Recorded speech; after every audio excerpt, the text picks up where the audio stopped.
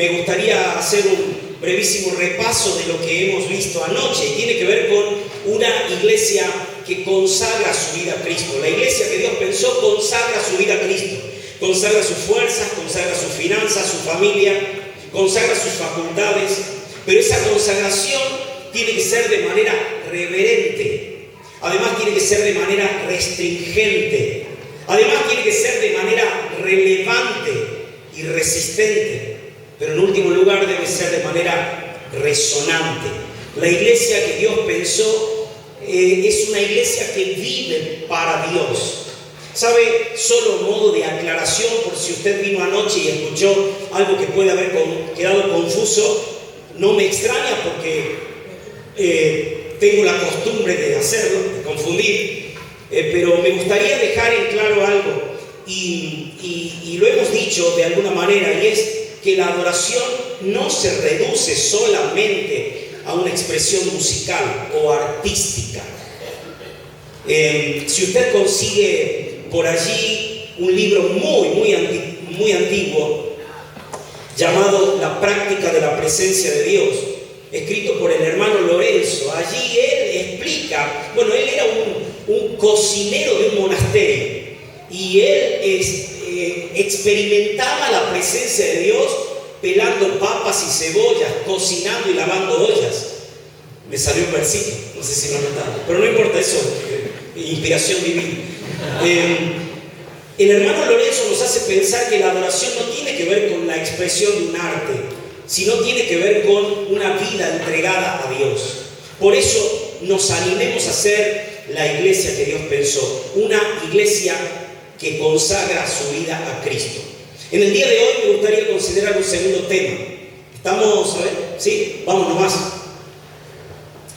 El tema de hoy es la iglesia que Dios pensó no solo consagra su vida a Cristo, sino colabora en la obra de Cristo. A ver si se anima a leer conmigo entonces, la iglesia que Dios, todos juntos, la iglesia que Dios pensó colabora en la obra de Cristo. Miren, la obra de Cristo tiene algunas características. La primera, vamos a ver, la iglesia que Dios pensó en primer lugar, la obra de Cristo tiene que ver en primer lugar con la emancipación del pecador. ¿Qué es emancipar? Simplemente darle la libertad. El pecador vive esclavizado por el pecado. ¿Qué quiere hacer Cristo en la vida de la gente? Quitarle las cadenas del pecado, como lo hemos cantado hoy. Las cadenas ya están rotas. Bueno, las nuestras, pero hay un montón de gente allá atrás, o allá afuera, con todo respeto, que están esclavizadas por el pecado. Y lo que necesita Dios es, más que necesitarlo, lo que procura Dios es que esas personas sean emancipadas, sean libertadas. En segundo lugar, quiero decirte que la obra de Cristo tiene que ver con la evangelización del mundo. Por eso es que antes de ascender Jesús dijo: vayan por todo el mundo y prediquen el evangelio. Vayan a todas las naciones y hagan discípulos, enséñenles y bautícenlos, porque eso tiene que ver con la evangelización. Número 3, tiene que ver con la extensión del reino de Dios. Miren, la oración más importante, la oración modelo, la que nos dejó Jesús establecida allí en Mateo capítulo 6, comienza diciendo: Padre nuestro que estás en los cielos, santificado sea tu nombre, venga a nosotros tu reino. Y sabe, Dios quiere manifestar su reino no solo de manera territorial. Entendemos de que va a haber un momento específico en el que el Cristo, Rey de Reyes, va a posarse sobre esta tierra y va a gobernar con vara de hierro. Pero hoy en día la extensión del reino está limitada a la iglesia. Por lo tanto, donde usted va, está llevando el reino de Dios con usted. El reino de Dios se ha acercado, dijo Jesús también mientras caminaba por nuestras tierras. Por eso, en primer lugar, tiene que ver con la emancipación del pecador, la evangelización del mundo, la extensión del reino de Dios. Pero en cuarto lugar, tiene que ver con la edificación de la iglesia. Mi querido hermano, sepa usted que Jesús dejó establecido que quien iba a edificar la iglesia iba a ser Él. Tanto es así que le dijo a Pedro: Pedro, vos sos una roquita, una piedrita chiquita, pero sobre esta roca, la inconmovible de los siglos, yo edificaré mi iglesia. Ahora, ¿a través de qué lo hace? A través de la tarea que cada uno de nosotros, sus miembros, podemos hacer. Tanto es así que el apóstol San Pablo escribe en el libro de los Efesios y dice que Dios había dotado a la iglesia de pastores, de maestros, de evangelistas, de profetas, de apóstoles para la edificación del cuerpo de Cristo. Por eso es que la obra de Dios es tan importante y hoy lo hemos cantado. Ahora, esto en primer lugar, a modo de entrar en el terreno en el que vamos a desarrollar esta charla. Pero quiero hablarte de los peligros que tiene la obra de Dios. ¿Sabe? Si nosotros nos involucramos con la obra de Dios, tenemos que tener en cuenta ciertas cosas. En primer lugar, tenemos que tener en cuenta que podemos despreciar la obra de Dios. Usted lo va a leer en pantalla. Yo simplemente lo pongo al texto completo, pero fíjese lo que dice. ¿Por qué han despreciado los sacrificios?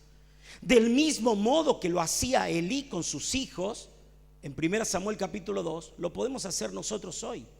¿Cuándo? Cuando no estimamos, no apreciamos lo que Dios quiere hacer. Estas 4 cosas que hemos mencionado antes. Despreciamos la obra de Dios. Esto es un peligro, tengamos cuidado. En segundo lugar, no solo podemos despreciar la obra, podemos descuidar la obra.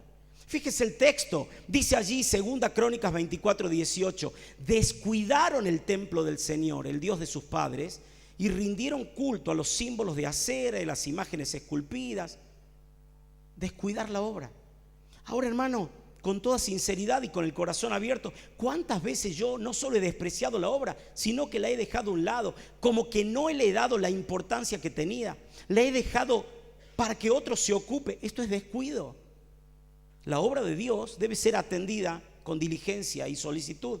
En tercer lugar, uno de los peligros tiene que ver con desalentar la obra.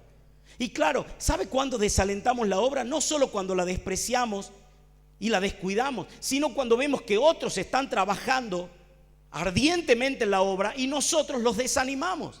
Fíjese el texto, dice Números 32:9, subieron hasta el torrente de Escol y luego de ver la tierra desalentaron a los hijos de Israel para que no entraran en la tierra que el Señor les había dado. ¿Sabe que nosotros somos a veces aquellas personas que nos paramos desde la vereda del frente a cascotear la obra de Dios? Lo que debemos hacer es ponernos la camiseta, de esto vamos a hablar en la reunión siguiente, y tener que entender de que somos parte de esta historia, que no podemos ni despreciarla, ni descuidarla, ni desalentarla. Pero en cuarto lugar, ¿sabe qué podemos hacer con la obra? La desacreditamos. Y desacreditar tiene que ver con que otros piensen que la obra de Dios no tiene valor. Fíjese el texto. 2 Corintios 6:3 dice: no damos a nadie ninguna ocasión de tropiezo para que nuestra obra, nuestro ministerio, no sea desacreditado. ¿Qué quiere decir esto? Muy simple.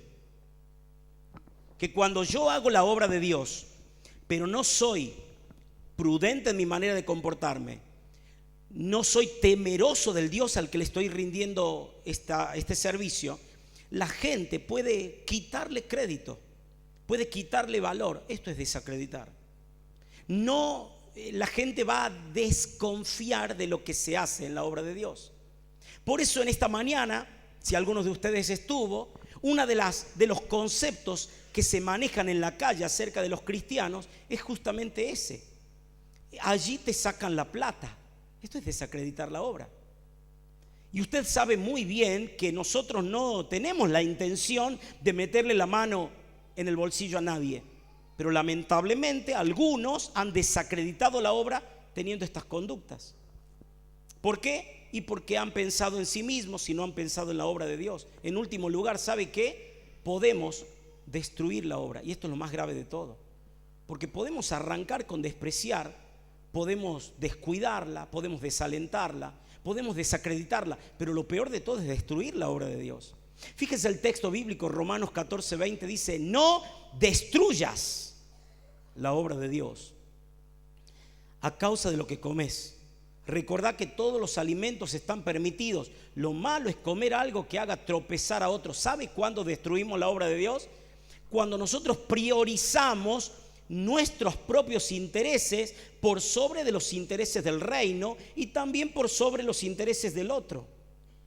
Y el contexto, usted dirá, pero ha sacado textos de toda la Biblia. Es que la Biblia es un todo, mi hermano.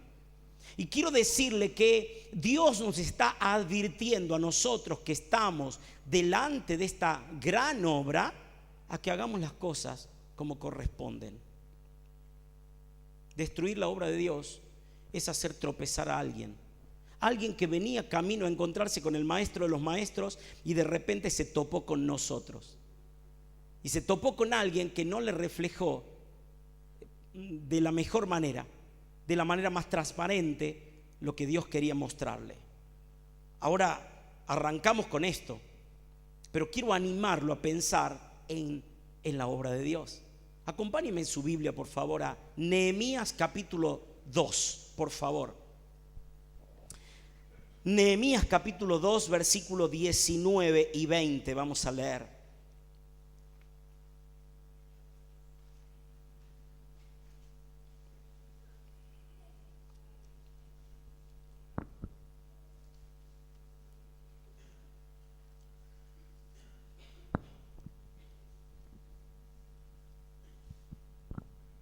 Nehemías capítulo 2, versículo 19, dice así: pero cuando lo oyeron Sanbalat horonita, Tobías el siervo amonita y Gesem el árabe, hicieron escarnio, o se burlaron de nosotros y nos despreciaron, diciendo, todos juntos esta expresión, a ver, ¿qué es esto que hacéis vosotros?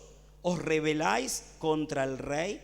La pregunta que hacen estos tres es, ¿qué es esto que hacen ustedes? En otra versión dice, ¿qué es lo que están haciendo? ¿Sabe que la gente hoy en día nos preguntan a nosotros, los que estamos dentro de la obra de Dios, los que somos pertenecientes a la iglesia, nos preguntan, che, ¿qué es lo que están haciendo? ¿Acaso en estos días no te preguntaron, che, viernes a la noche en la iglesia, sábado a la mañana, sábado a la tarde, sábado a la noche, domingo a la... ¿Qué es lo que están haciendo? Y muchas veces me lo han preguntado. Y quizás la reflexión de esta tarde me ayude o nos ayude a poder tener una respuesta coherente con aquel Dios al que nos ha llamado a obrar. Mire lo que dice el versículo 20, por favor. Dice, el Dios de los cielos, Él nos prosperará y nosotros, sus siervos, nos levantaremos y edificaremos, porque ustedes no tienen parte, ni derecho, ni memoria en Jerusalén.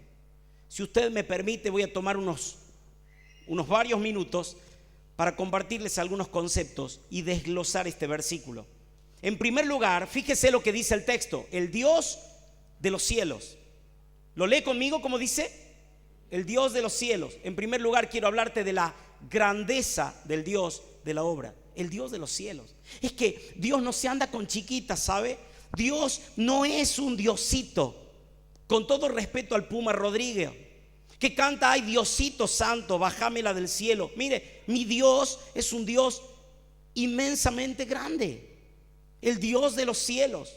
Ahora quiero decirte tres cosas con respecto a esto. En primer lugar, quiero decirte que sus obras son incomparables, porque Él es incomparable. Fíjate lo que dice el texto. Efesios 1, 18 al 20. Y usted lo tiene allí en pantalla, puede tomar notas también. Pido que les sean iluminados los ojos del corazón para que sepan, y escuche esto, cuán incomparable es la grandeza de su poder a favor de los que creemos. Este poder es la fuerza grandiosa y eficaz que Dios ejerció en Cristo cuando lo resucitó de entre los muertos. ¿Notó que la grandeza de Dios es incomparable? Nadie le pisa los talones a la grandeza de Dios.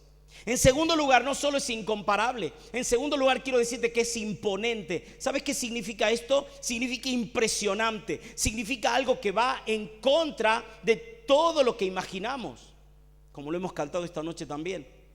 Fíjese lo que dice el texto: aclamen alegres a Dios, habitantes de toda la tierra, canten salmos a su glorioso nombre, ríndanle gloriosas alabanzas, díganle a Dios cuán imponentes son tus obras. Es tan grande tu poder que tus enemigos mismos se rinden ante ti. Es imponente lo que Él es. Él es grande porque es incomparable, porque sus obras son imponentes. Pero en tercer lugar, Él es grande porque es incomprensible, ¿sabe?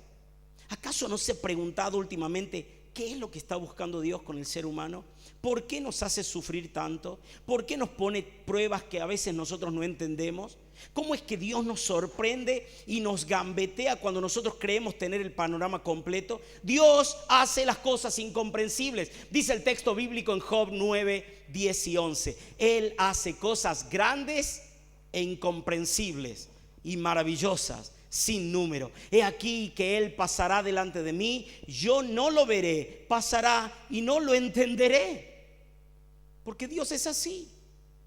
¿Podemos cuestionarlo a Dios? ¿Podemos preguntarnos delante de Dios o preguntarle a Dios por qué hace así las cosas? Dios es Dios. Dios es incomparable. Dios es imponente. Dios es incomprensible. ¿Sabe por qué nosotros trabajamos en la obra de Dios? Primero, por la grandeza del Dios de la obra.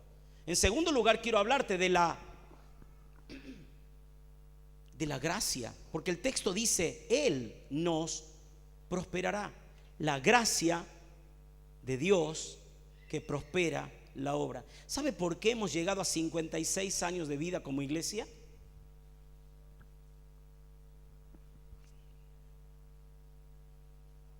Le doy 3 opciones: porque somos muy buenos, porque somos muy lindos o por la gracia de Dios.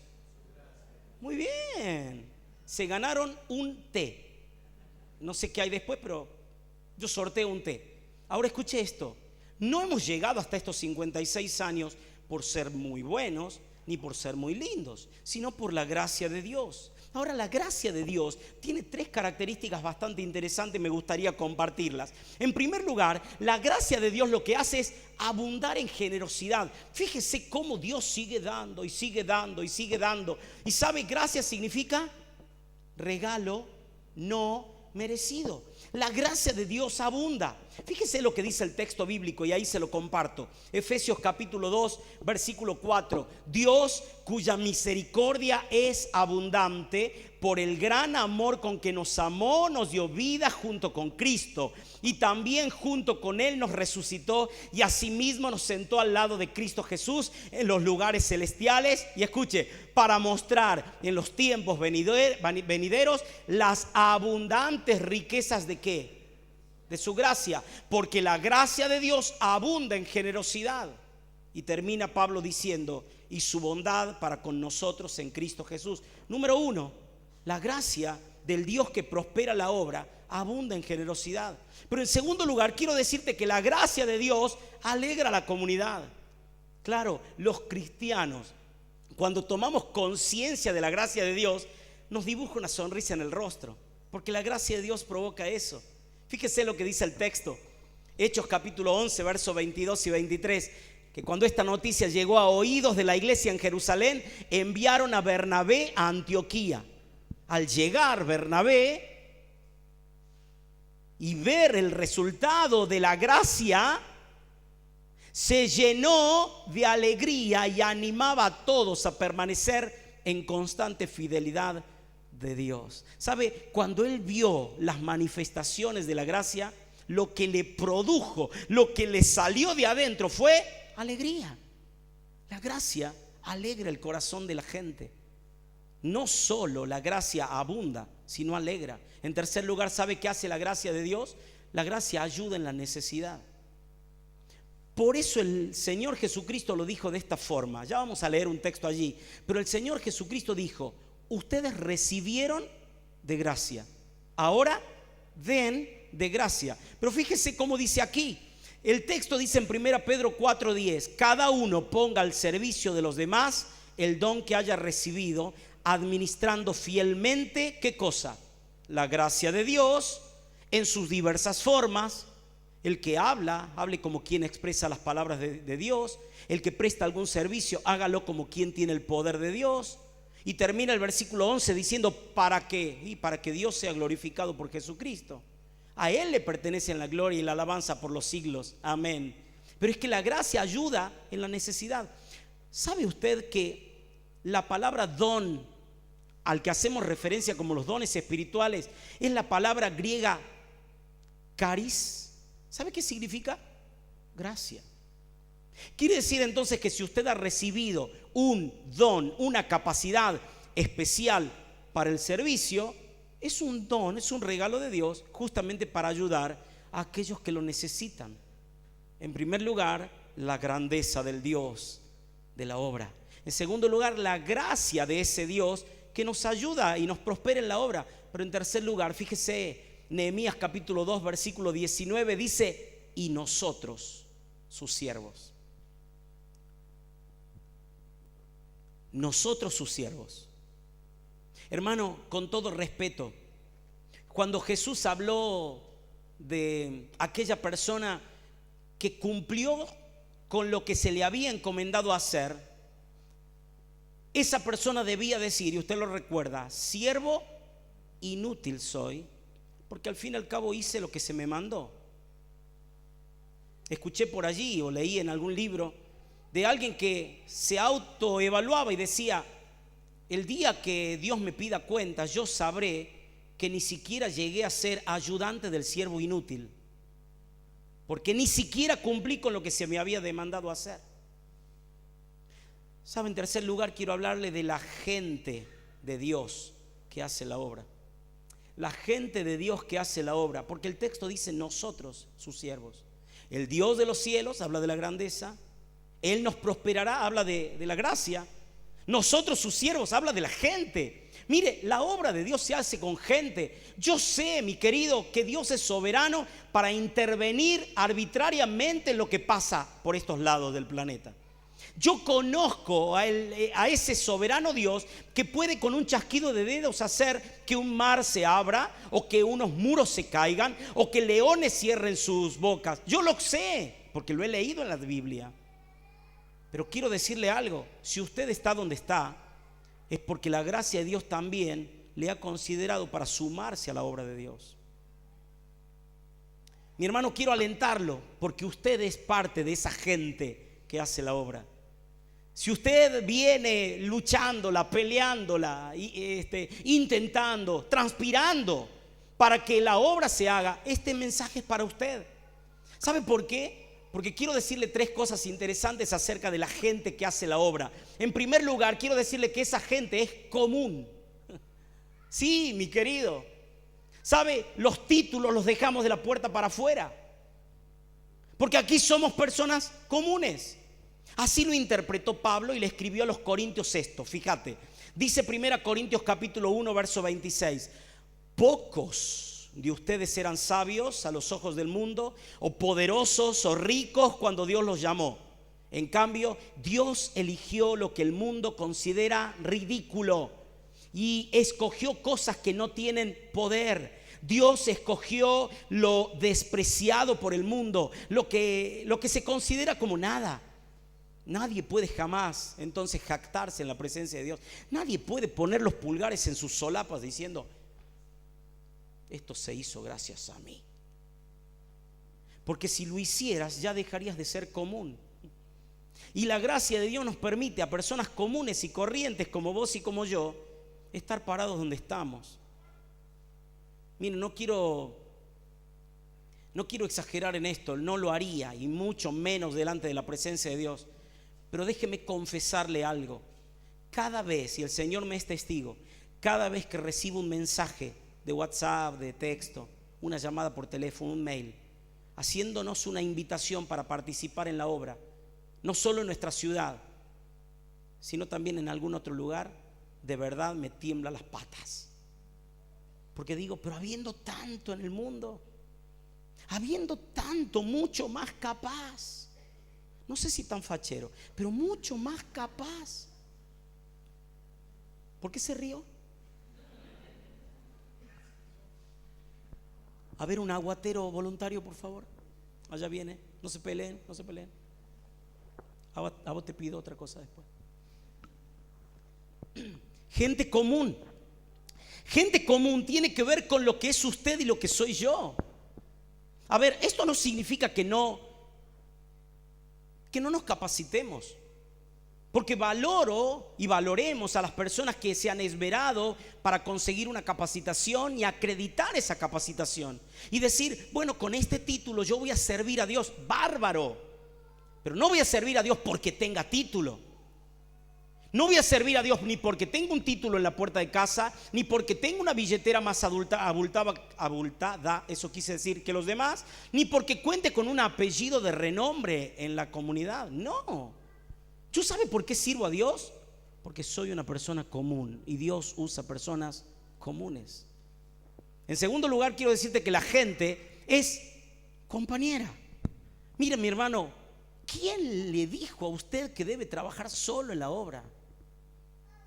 ¿Sabe? Se usa mucho aquella vieja expresión, tan vieja, que ya ni siquiera sabemos de dónde salió. Pero esto de ser un llanero solitario. Levante la mano, ¿quién sabe lo que es? Bien, se les cayó el DNI porque saben ustedes que esa expresión habla de unos 30 años atrás por lo menos. El llanero solitario, un programa de televisión muy antiguo, de un tipo que andaba a caballos por ahí dando vueltas por el mundo y haciendo el bien a la gente. Pero ¿sabe una cosa? Dios no quiere que nosotros trabajemos solos en la obra. Más bien, la gente de Dios que hace la obra es gente compañera, no solo común. Fíjate lo que dice el texto bíblico, lo vas a leer en pantalla o si querés tomar nota. Filipenses 2, 20 al 22 dice: no cuento con nadie como Timoteo, quien se preocupa genuinamente por el bienestar de ustedes. Todos los demás solo se ocupan de sí mismos. Estos son llaneros solitarios, ¿verdad? Y no de lo que es importante para Jesucristo. Pero ustedes saben cómo Timoteo ha dado muestras de lo que él es. Como un hijo con su padre, él ha servido a mi lado en la predicación de la buena noticia. Como un hijo con su padre sirvió junto. Eso es ser compañero. Primero, no podés hacer la obra solo. Segundo, no desertes. No saltes del barco. Todos arrancamos el año con un entusiasmo tal que digamos, sí, vamos a conquistar Tucumán para Cristo. Y llegó julio, agosto y empezamos a... ¿Dónde me puedo esconder? ¿Dónde me puedo esconder? ¿Por qué? Porque lo primero que hacemos cuando la cosa se pone difícil es saltar del barco.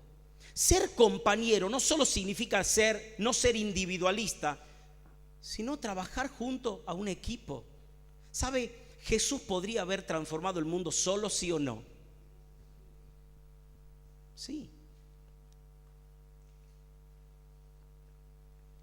Jesús podría haber transformado el mundo solo, pero eligió a Pedro, a Jacobo, a Juan, a Andrés, a Mateo, al otro Jacobo, a Judas, a Tadeo. Porque Jesús consideraba gente común, pero también gente compañera. Y cuando Pablo menciona a Timoteo, él dice, esto es digno de destacar, esto la gente de Filipo lo tiene que conocer. Ustedes saben que Timoteo es un tipo que se me puso al lado, porque él entendió que no solo tiene que ser común, sino que tiene que ponerse al lado, ser compañero. Número 3, ¿sabe qué? La gente de Dios que hace la obra tiene que ser gente constante. Constante. Por eso es que aunque la cosa se ponga difícil, yo tengo que estar en la obra. Fíjate cómo dice la palabra de Dios. Y el texto bíblico dice: hermanos míos muy queridos, manténganse firmes y constantes, destáquense constantemente en la tarea cristiana, seguros de que el Señor no permitirá que sea estéril el afán o el trabajo que en ello ponen. Ser constante. Y sabe, a lo largo de estos 56 años o a lo largo de los años que vos tenés como cristianos, habrás notado de que mucha gente, quizás vos mismo, yo, no hemos sido del todo perseverantes en la tarea. Más bien es como que hacemos contratos cortos. Decir, bueno, yo me comprometo por este domingo, pero podrías el próximo. Y no sé, vos sabés que la cosa está difícil. ¿La cosa está difícil? Claro que la cosa está difícil. Y te voy a decir más, mi querido, con todo el corazón te lo digo. El Señor va a seguir haciendo su obra. Y puede prescindir de vos tranquilamente. Porque si algo somos, y con todo respeto a los presentes, somos personas descartables. No somos imprescindibles. Dios puede en cualquier momento corrernos del lugar y que pase alguien con un mejor corazón, ¿sí o no? Así lo hizo con Saúl. A Saúl le dijo, mirá Saúl, ya me busqué a otra persona, un corazón igualito al mío. Y Saúl se tuvo que hacer a un lado. Y sabiendo de que David iba a ser su sucesor, sabiendo, lo persiguió hasta intentar matarlo, cosa que no logró porque Dios le protegió la vida. Mi hermano querido, tenemos que ser personas constantes en la obra, no solo comunes, no solo compañeros, sino constantes. ¿Me sigue hasta aquí? Muy bien, hablamos de la grandeza, hablamos de la gracia, hablamos de la gente, pero en cuarto lugar quiero decirte lo que el texto bíblico dice: nosotros sus siervos, y dice el texto, nos levantaremos. Nos levantaremos. En cuarto lugar quiero hablarte de las ganas que da Dios para hacer la obra. Nosotros nos levantaremos. Ganas no tiene que ver solamente con ese arranque espontáneo que tenemos en la mañana, de decir, hoy tengo ganas de. No. Ganas tiene que ver con ponerle el corazón a algo. Te lo voy a decir como lo dijera en algún momento el apóstol San Pablo, y vos lo recordás. Colosenses capítulo 3 dice, y todo lo que hagan, háganlo de corazón. ¿Se acuerdan de esa expresión? Bueno, ¿sabe cómo dice la versión Dios habla hoy? Dice el texto, y todo lo que hagan, háganlo de buena gana. De buena gana. Ponerle el corazón no tiene que ver con un deseo momentáneo. Tiene que ver con un entusiasmo permanente.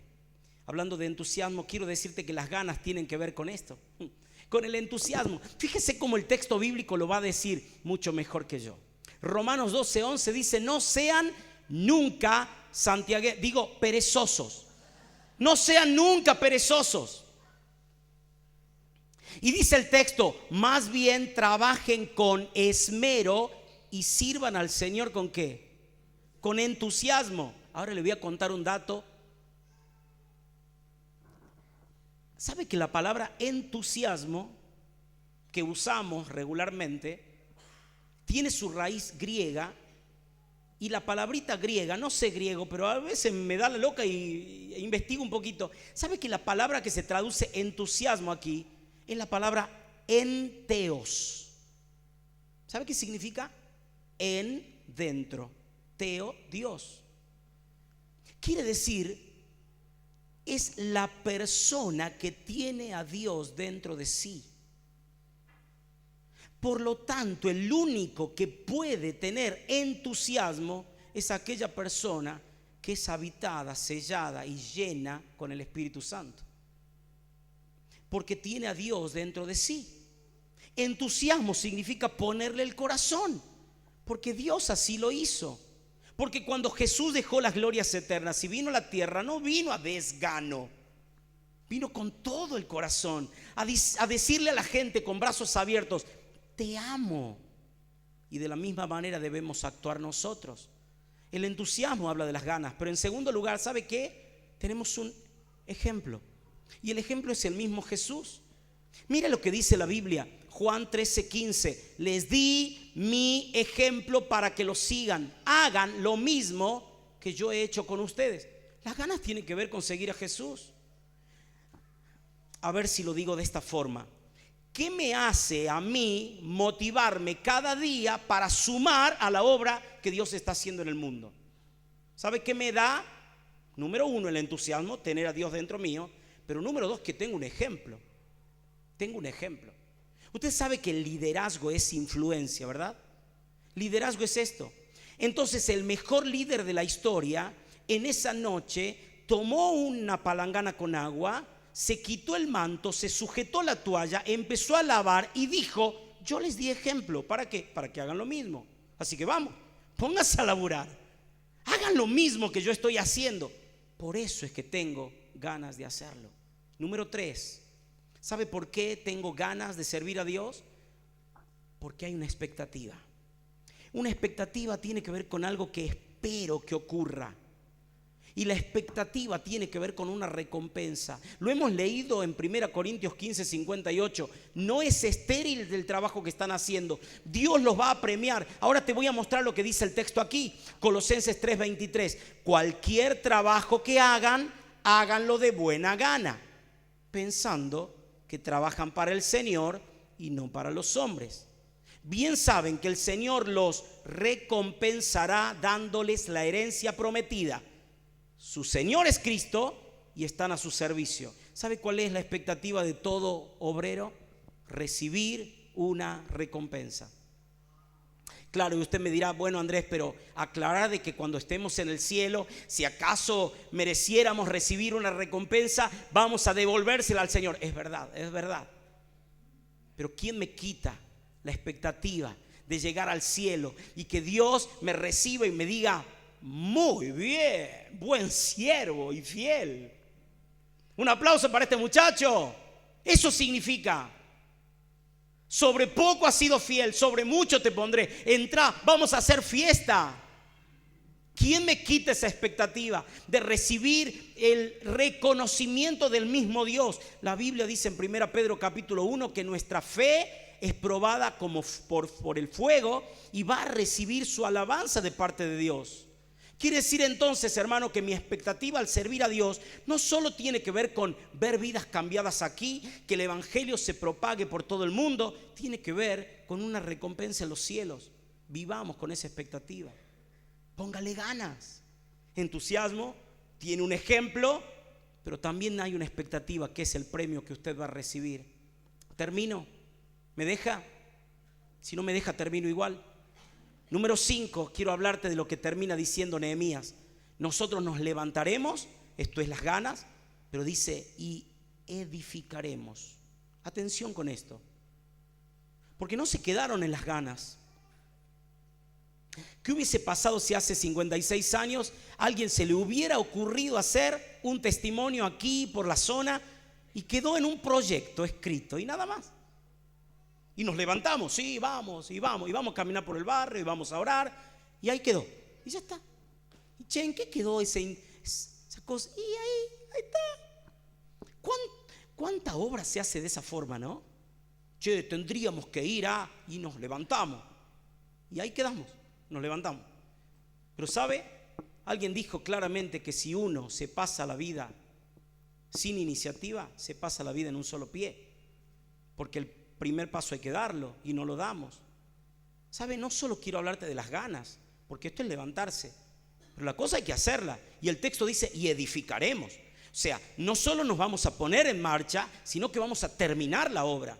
Por eso quiero hablar en quinto lugar de la gestión que bendice Dios al terminar la obra o para terminar la obra. ¿Sabe qué es gestión? Gestión tiene que ver con esa persona capaz de que las cosas se hagan. Gestión no tiene que ver con hacerlo puntualmente, pero es esa persona que sí o sí va a ver que algo está inconcluso y se va a preocupar, se va a ocupar que la cosa se haga.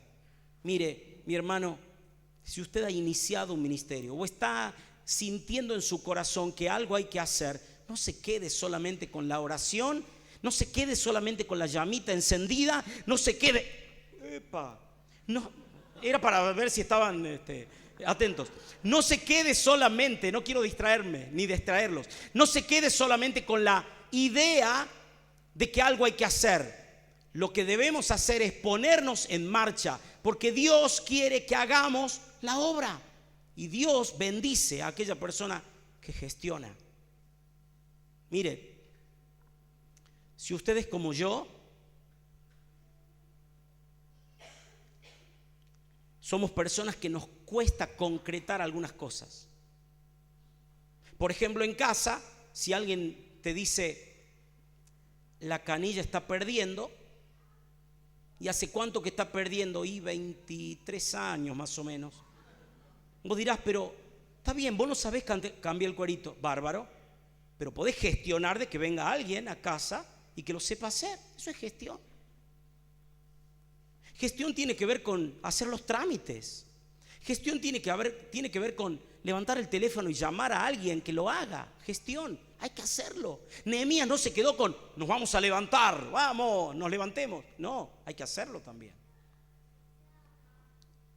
Y la gestión tiene que ver con concretar los sueños, no de la iglesia, sino de Dios, porque la obra es de Él. 3 cositas y termino. Número 1, quiero decirte que para gestionar se necesita talento.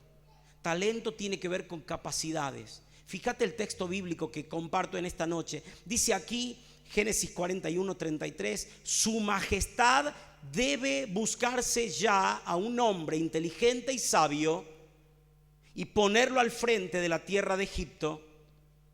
Se deben almacenar, dice José, se deben almacenar todos los alimentos de estos buenos años que vienen y bajo el control de su majestad recogerse y guardarse el trigo para el sustento de las ciudades. ¿Saben a quién buscaron? A una persona sabia pero talentosa.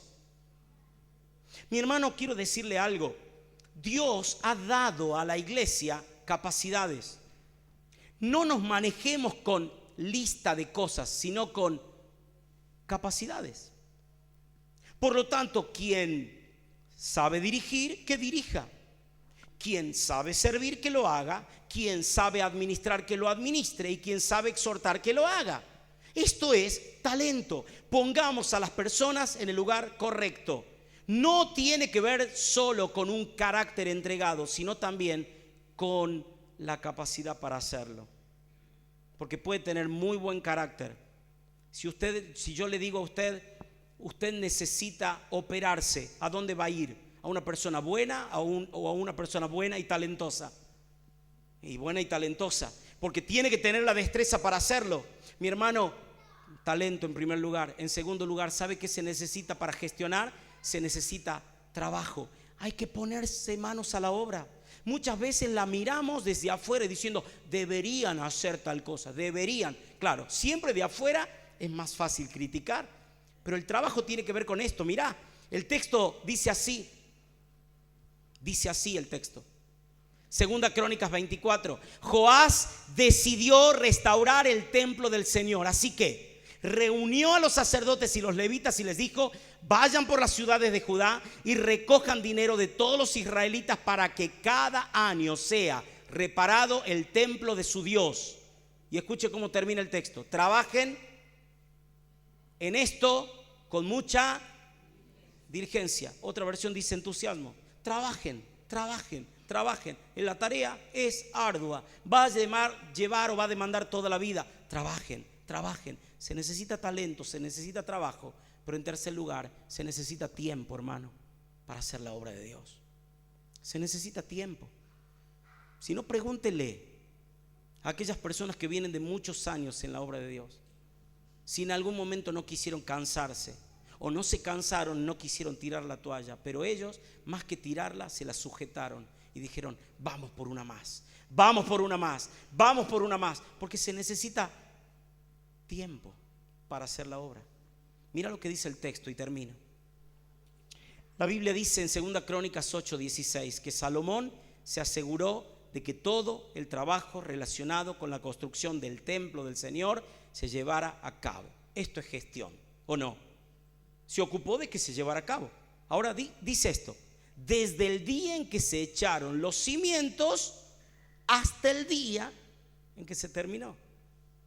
Salomón estaba supervisado, era como el maestro mayor de obra. No solo que era el rey, sino que él supervisó de que la cosa arranque bien, continúe bien y termine bien. Esto es gestión, pero se necesita tiempo. Hermano, quiero darle un dato gratis, se lo doy. Dios no usa reloj. Por lo tanto, no le ajuste usted a Dios el tiempo, más bien usted permita que Dios use el suyo para su propia gloria. A ver si soy más claro. Nosotros no podemos apurar las cosas y los procesos de Dios. Tanto es así que el apóstol Pablo dijo: el que comenzó en ustedes la buena obra la va a perfeccionar, no hasta el día de tu muerte, sino hasta el día de Jesucristo. ¿Demanda tiempo? Claro que demanda tiempo. Por eso te invito a que puedas sumarte a la obra de Dios. Te voy a mostrar una imagen que tiene que ver con una gran construcción. Tiene que ver con esas obras en las que uno queda así como: bueno. ¿Me vio la cara? Bueno, cuando usted vea esta obra, y si le gusta la arquitectura mucho más, va a mirar esto y va a decir: bueno. Se llama The Interlace, fíjense.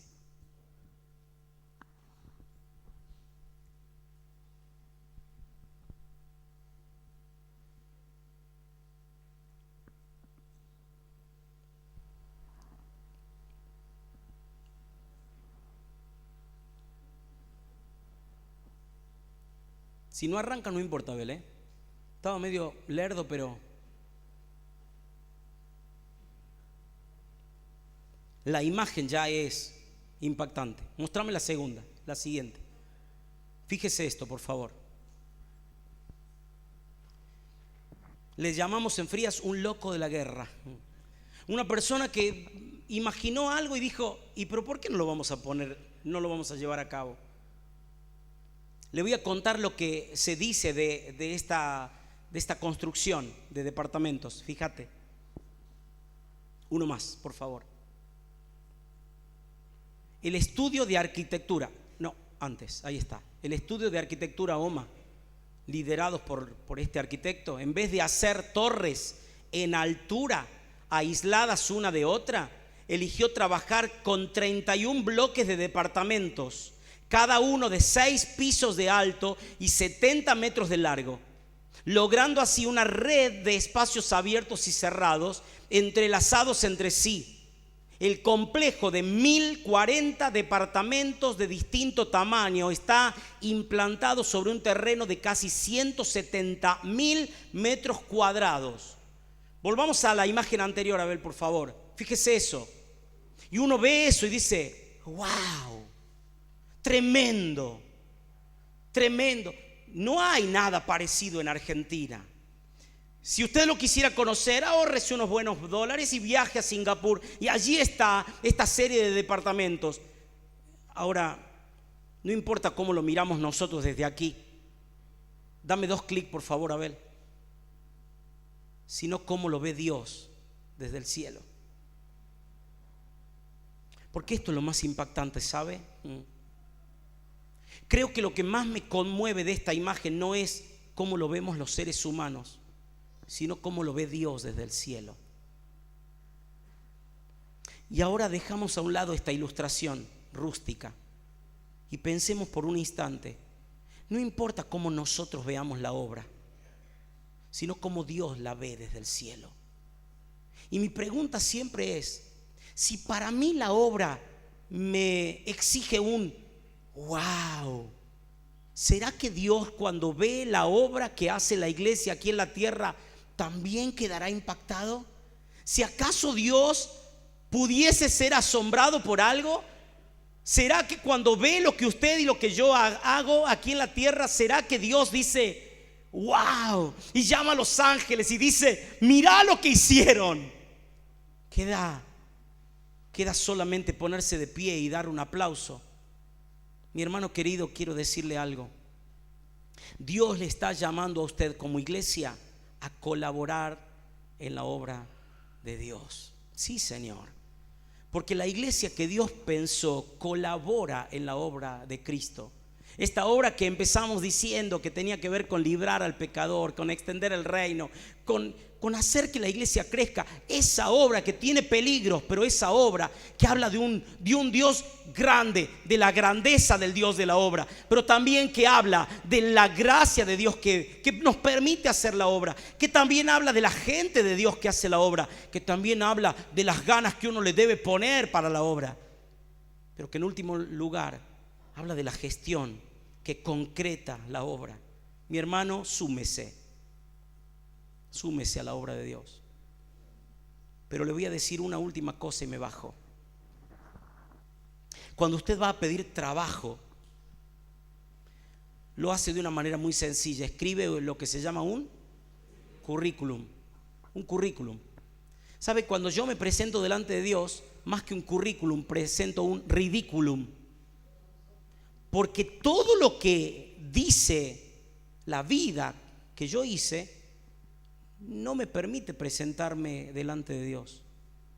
Por lo tanto, en esta noche no me gustaría presentarle a Dios mi voluntad de trabajar con mis propios logros y talentos, sino más bien con la manera en la que Dios ha decidido usarme, de una manera muy simple, de una manera muy sencilla. Por eso le invito a orar ahora mismo. Y vamos a orar. No sé si usted está acostumbrado a juntar sus manitos como cuando era niño. No sé si usted está acostumbrado a orar cerrando sus ojos o mirando la pantalla o mirando el techo o el suelo. Lo que sí le pido que usted abra su corazón y que de una manera muy sincera le diga a Dios: Dios, no estoy en condiciones morales, espirituales, físicas ni emocionales, pero quiero servirte, quiero sumar a tu obra. Restáurame, Señor, y permíteme acoplarme a lo que ya estás haciendo en el mundo. Hable con Dios ahora mismo, mi querido. La obra de Dios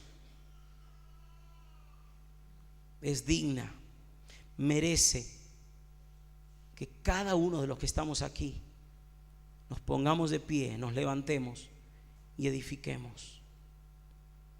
Amado Dios, gracias por tu amor y tu misericordia.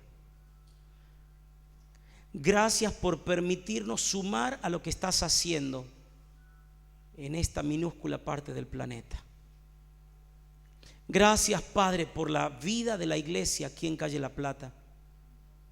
Y gracias, Señor, porque hombres y mujeres durante tantísimos años y hoy hasta la fecha siguen arremangándose y trabajando para que tu obra avance.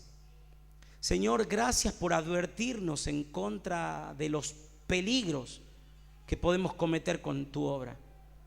Pero danos hoy la gracia. Extiende, Señor, tu báculo. Extiende tu gracia sobre nosotros y danos la oportunidad de sumar, de acoplarnos, de decirte: acá estamos, úsanos a nosotros. No queremos presentarte un currículum, Señor, porque nuestras obras son más inmundas que un trapo sucio. Pero sí nos damos cuenta, Señor, que fuera de tu obra nos faltaría el oxígeno.